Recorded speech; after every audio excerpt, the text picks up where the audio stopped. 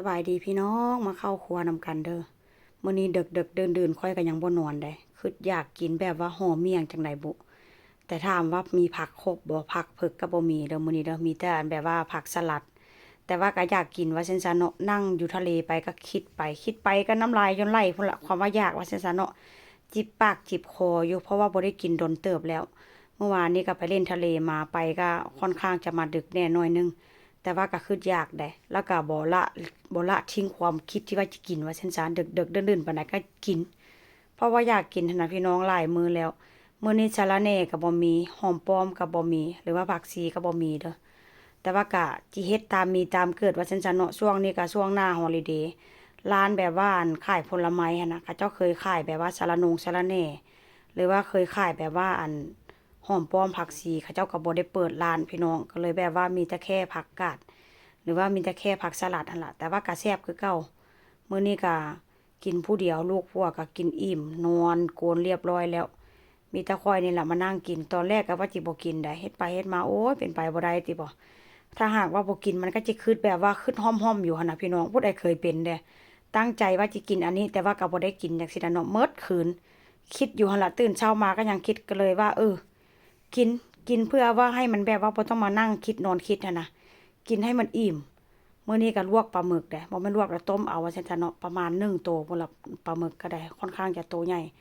ตอนแรกก็ย้านมันเหนียวแต่ว่ามันก็บ่ได้เหนียวเด้อพี่น้องมื้อนี้ก็เลยเฮ็ดแจ่วนี่ก็ตำมาลวกหอมหาบได้เพราะว่าหยังมันดึกแล้วว่าซั่นซะเนาะเพราะว่าข้อยนี่ก็อยู่อั่น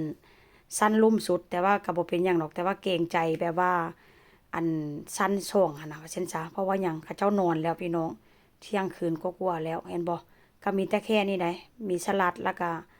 ลวกอันเส้นหมี่ก็ถือว่ากินส่ำนี้พี่น้องกินส่ำนี้แล้วก็สิไปนอนแต่ว่าแจ่วนี่เผ็ดแท้เผ็ดว่ามาเด้อมากินนำกันพี่น้อง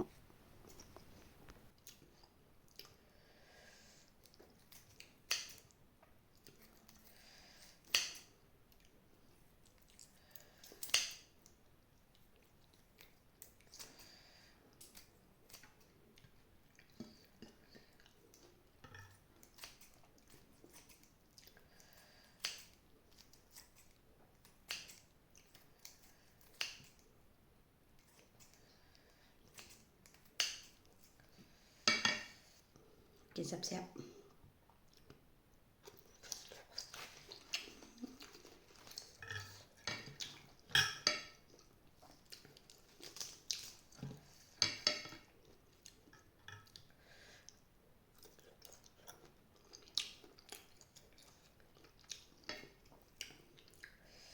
แซ่บขนาดเลย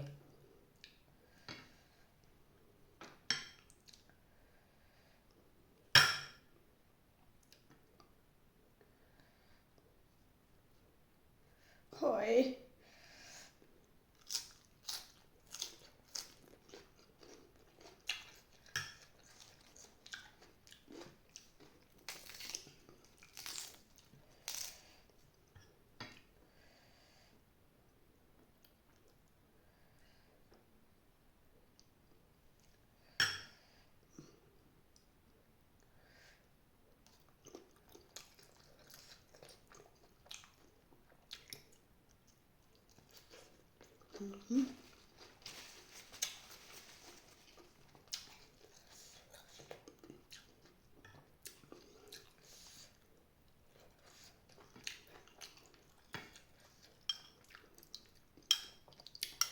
แซ่บขนาด